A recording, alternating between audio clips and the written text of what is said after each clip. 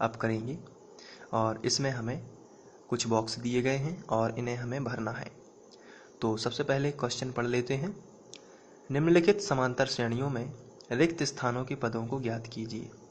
तो यहाँ पर हमें 5 प्रश्न दिए गए हैं और इनमें बॉक्स बने हुए हैं। आप देख सकते हैं यहाँ पर ये बॉक्स बने हैं, तो इनको भरना है। तो ये बॉक्स वाले क्वेश्चन कैसे करते हैं, तो इसको करने से पहले हम थोड़ा समझ लेते हैं।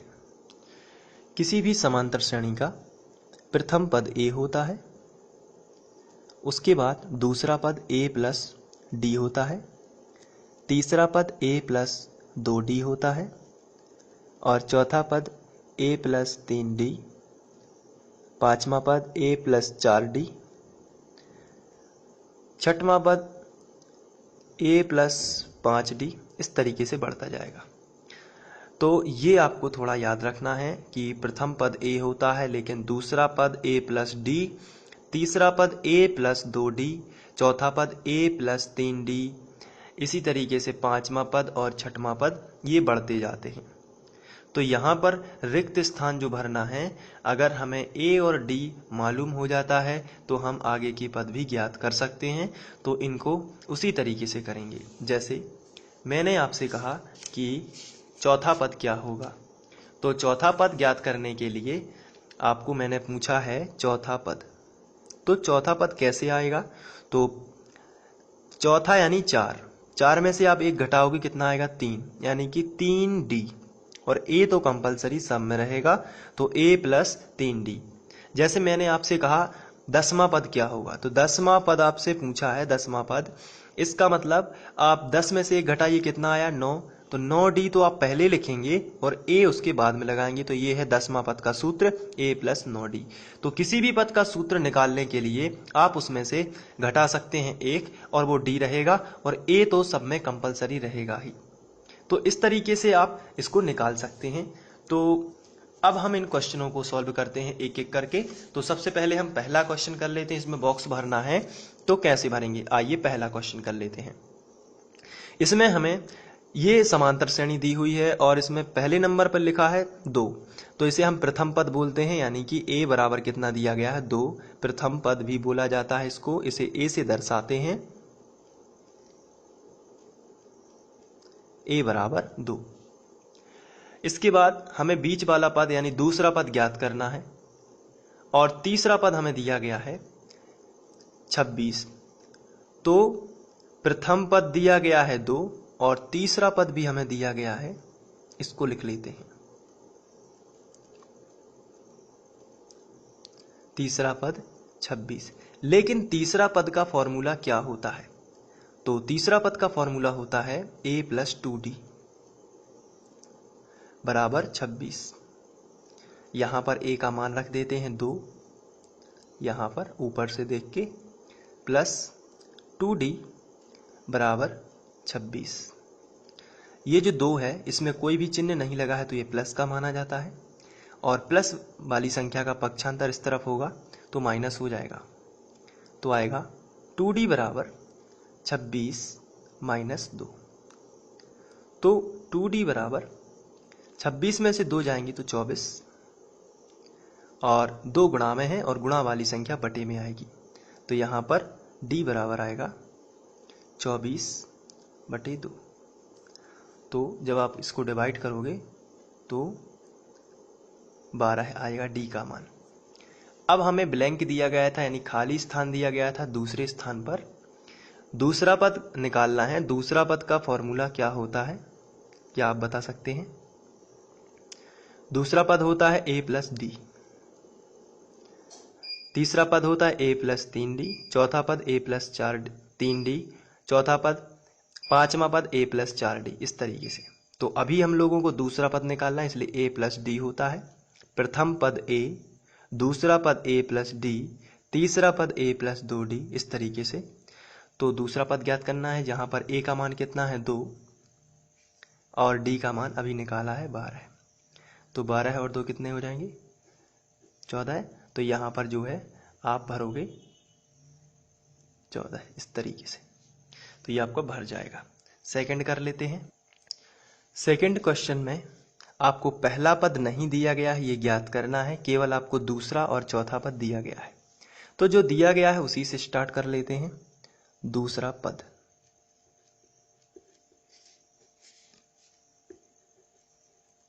ये दिया गया है 13। दूसरा पद का फॉर्मूला होता है a प्लस डी बराबर 13। अभी हमें किसी ना तो a का मान पता है और ना d का मान, तो इसे हम समीकरण 1 बना देते हैं। इसके बाद दूसरा पद के बाद हमें चौथा पद दिया गया है, पहला, दूसरा, तीसरा, चौथा, तो ये चौथा पद हमें दिया गया है, इसको लिख लेते हैं। चौथा पद ये दिया गया है 3। अब इसको सॉल्व कर लेते हैं। चौथा पद होता है a प्लस 3d बराबर 3। ये ज्यों का त्यों। चौथा पद का फॉर्मूला यही होता है, अगर चौथा पद है तो 3d, मतलब d जो है उससे एक घट के रहेगा और एक कंपलसरी है। ये बनेगा समीकरण 2। अब यदि आप समीकरण 1 व 2 को सॉल्व करोगे तो a और a कैंसिल हो जाएगा। अगर घटाते हो आप तो a और a कैंसिल हो जाएगा। तो हम यहाँ पर लिखेंगे समीकरण 1 व 2 से, दोनों को साथ साथ लिख लेते हैं। पहला समीकरण है a प्लस डी बराबर 13 और दूसरा समीकरण है a प्लस 3d बराबर 3। ये दोनों को साथ साथ लिख लेते हैं। ये है समीकरण 1 और ये है समीकरण 2। चूँकि हम घटाएंगे तो ये कैंसिल होगा, इसलिए घटाना ही पड़ेगा। तो घटाने में नीचे वाले समीकरण के सभी चिन्ह बदलेंगे, आपको ध्यान रखना है। तो सबसे पहले तो हम लिखेंगे घटाने पर,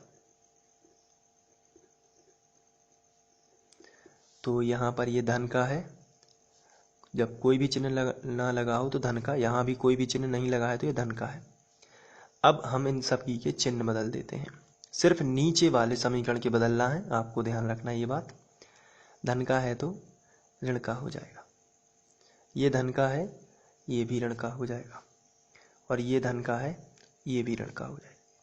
इसके बाद जो बचा उसको लिख लेते हैं। यहाँ कोई भी चिन्ह नहीं लगा तो ये प्लस का होगा, और प्लस और माइनस का कैंसिल हो जाएगा। तो आपको माइनस का 3d है, प्लस का 1d है, तो 3 में से 1 चला जाएगा तो बचेगा 2d। लेकिन माइनस की संख्या जो थी वो बड़ी थी, इसलिए आप यहाँ पर माइनस लगाओगे बराबर 13 में से 3 जाएगा तो बचेगा 10। प्लस का 10 बचेगा क्योंकि प्लस की संख्या इस बार बड़ी थी।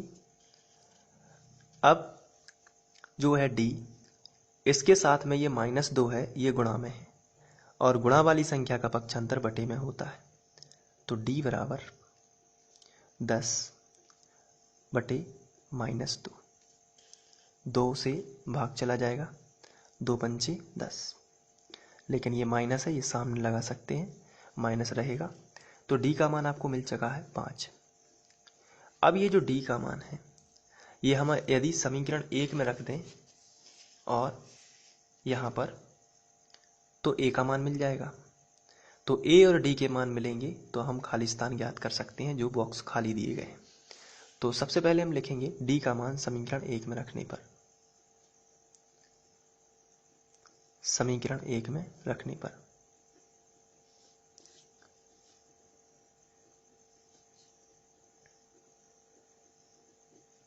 चलिए रख देते हैं।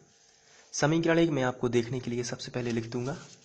तो ये है समीकरण 1, a प्लस डी बराबर 13 है, तो यहाँ पर लिखता हूँ a प्लस डी बराबर 13।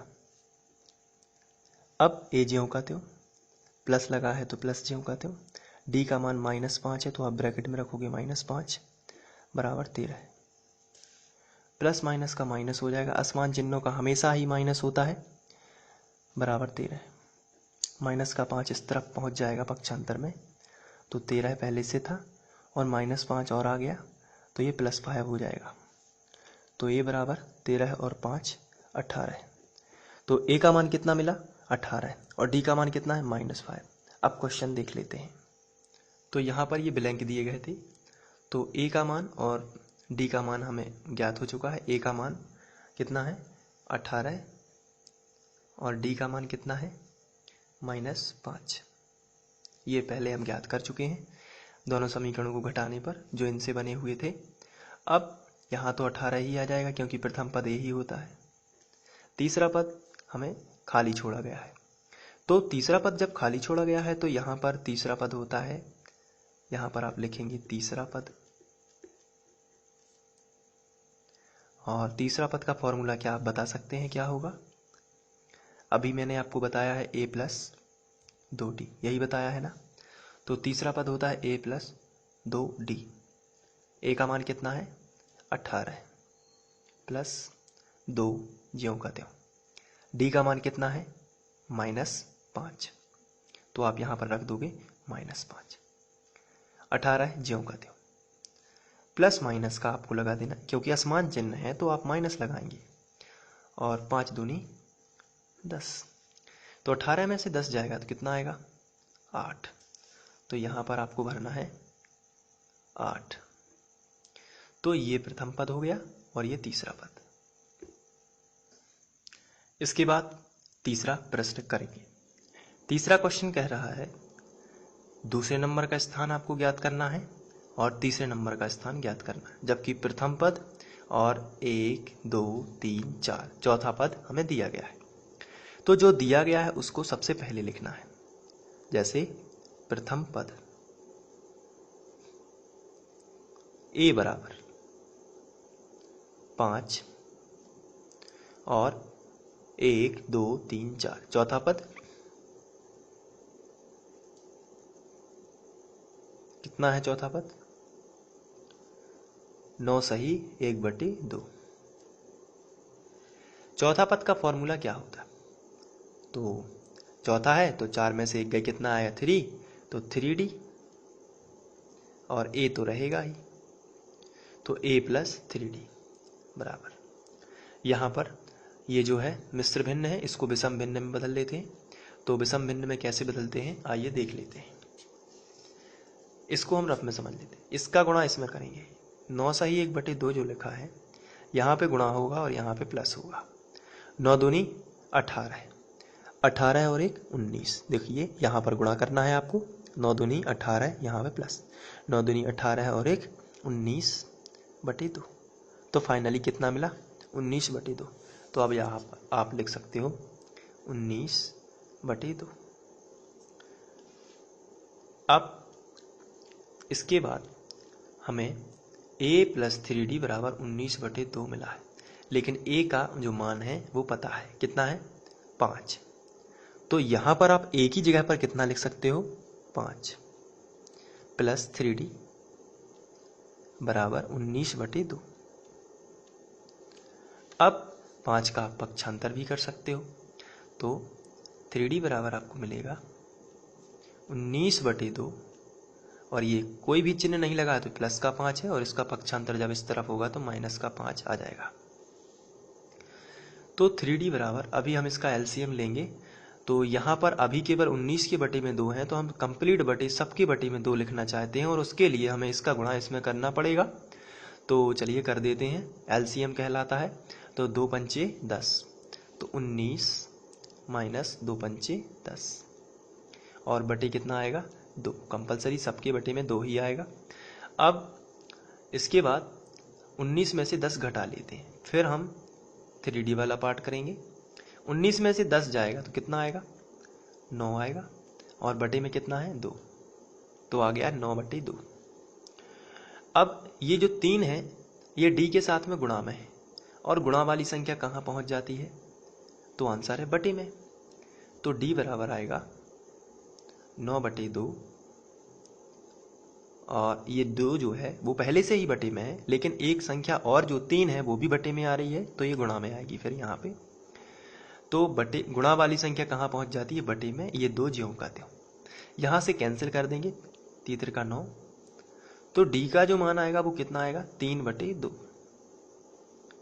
तो आपको d का मान भी मिल चुका है और a का मान भी मिल चुका है। तो अब हम क्वेश्चन पर चलते हैं। तो थर्ड क्वेश्चन में हमें दूसरा और तीसरा पद ज्ञात करना था। तो यहाँ पर a का मान हम निकाल चुके हैं जो कि दिया गया था।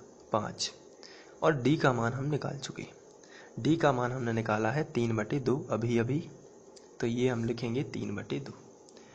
तो अब दूसरा पद का फॉर्मूला लगा दीजिए और तीसरा पद का फॉर्मूला लगा दीजिए, बहुत ही सिंपल है। तो चलिए दूसरे पद का फॉर्मूला लगाते हैं।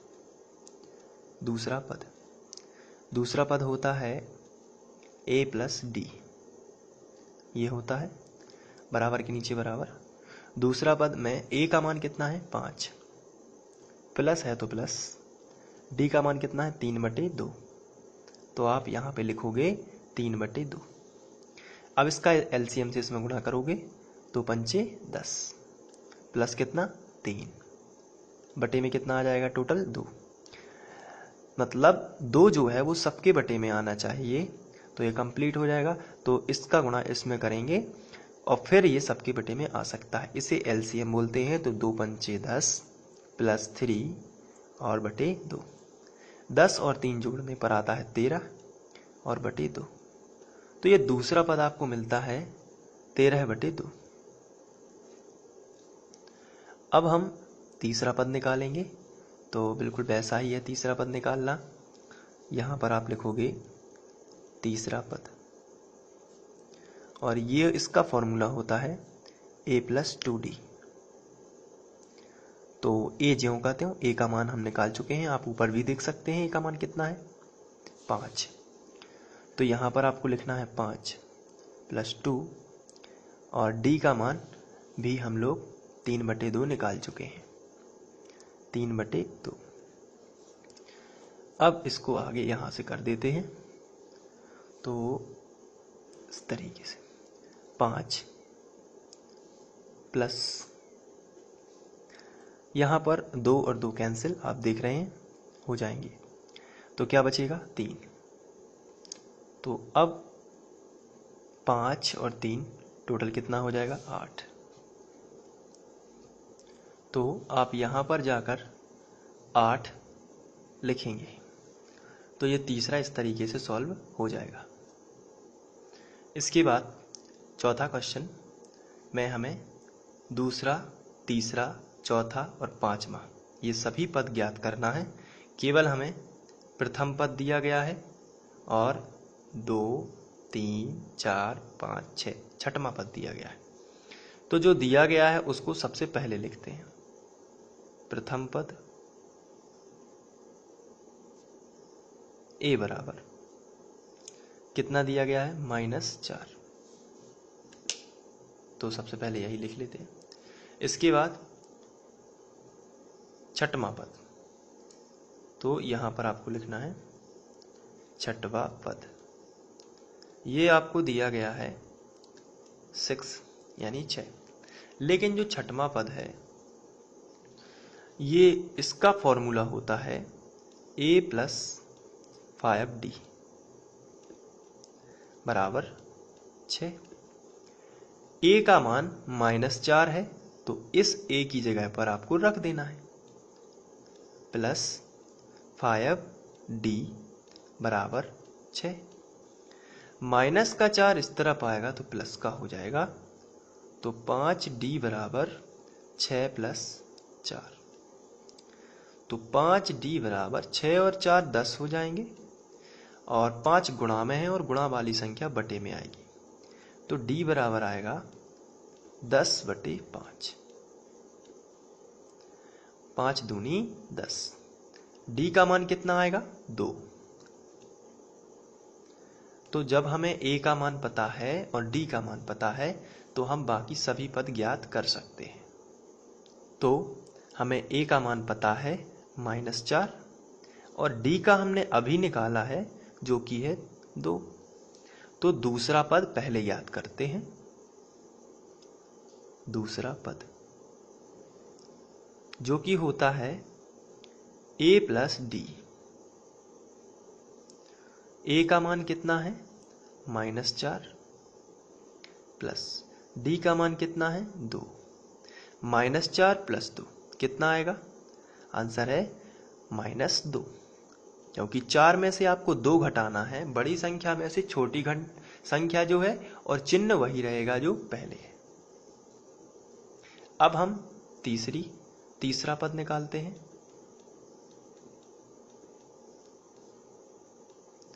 तीसरा पद है फॉर्मूला a प्लस 2d।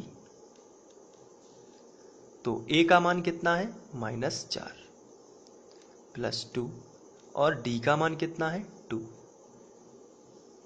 तो -4 और 2 दूनी 4, क्योंकि कोष्टक का मतलब गुणा होता है। 4 और 4 कैंसिल, माइनस प्लस है चूंकि तो 0 आएगा। अब हम यहाँ पर दूसरा, तीसरा, चौथा पद निकालेंगे।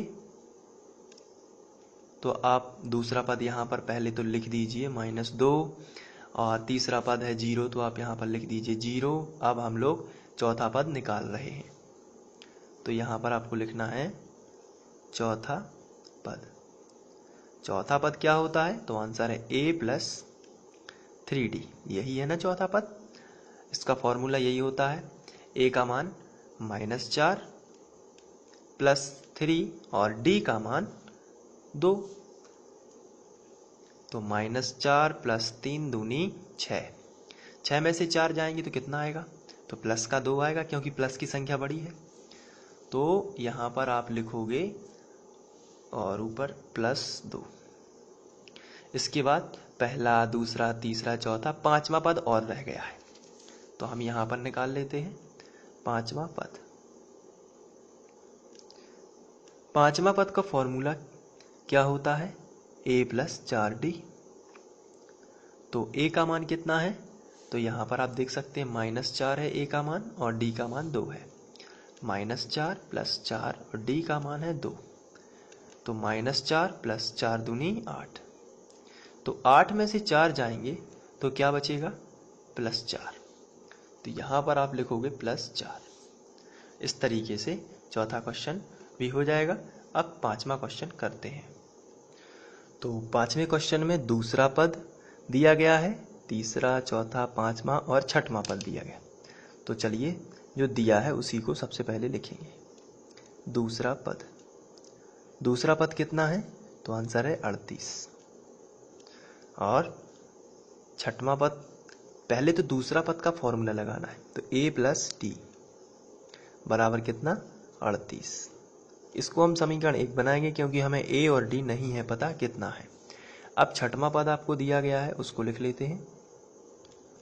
छठवां पद ये है -22।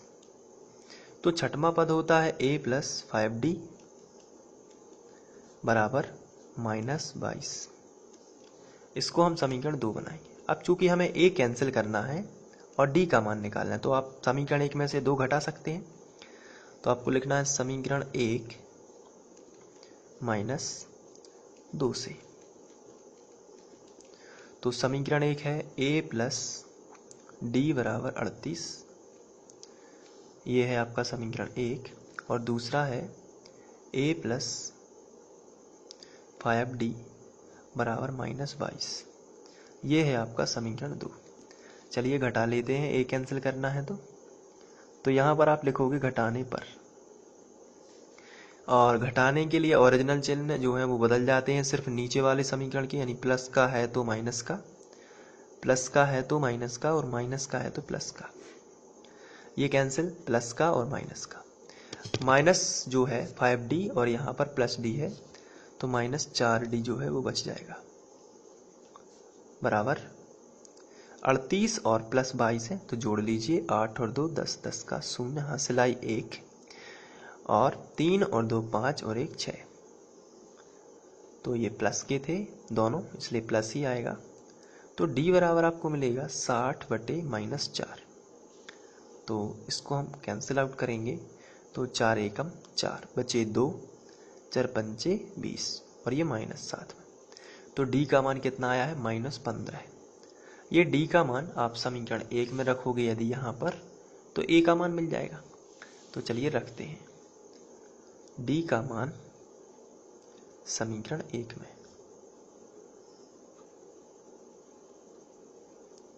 तो समीकरण 1 आप देख रहे हैं कितना है? a प्लस डी बराबर 38। तो यहाँ पर सबसे पहले मैं वही लिखूंगा, a प्लस डी बराबर 38। a का मान ज्ञात करना है, d का मान -15, क्योंकि प्लस माइनस का माइनस हो जाएगा इसलिए आप डायरेक्ट लिख सकते हैं। और 38, तो a बराबर 38 माइनस का 15 प्लस हो जाएगा। अब आप जोड़िए तो a का मान आपको मिलेगा 8 5 13 की 3 हासिल आई 1, 3 और 1 4 और 1 5, तो a का मान मिलेगा 53। तो अब आप क्वेश्चन पर देख सकते हैं। तो ये हमें ज्ञात करना है, इसके पहले हम ज्ञात कर चुके हैं a का मान 53 और d का मान -15 है, ये लिख लिया सामने। अब प्रथम पद तो 53 ही हो जाएगा क्योंकि a ही होता है। तीसरा पद ज्ञात कर लेते हैं।